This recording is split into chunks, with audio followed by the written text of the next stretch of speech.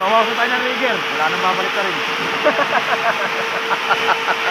Wala na trabaho balik ka rin. Wala nang trabaho rigger. Basta yun lang sir, yung alignment. Alam mo na. Yung angle nito, pag ano, tapos yung pag ganon yan, ito. Yan lang naman doon. Tapos pag itimpla, natural lang yun. Ilan yung pipili? Isa lang? Dalawa sir. Dalawa? Nasaan yung isa? Ano?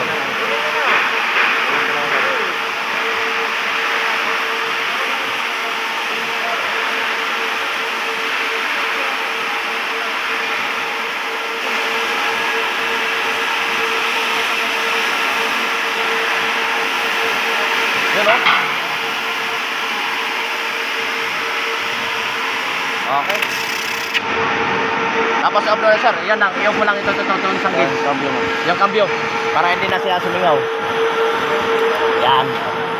Kahit nakabukas doon, makasip na dito. Huwag mo na rin dalawa dyan. Yun o.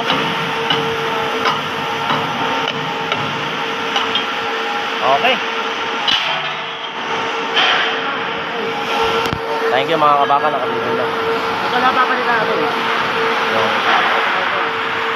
Explain namin ha.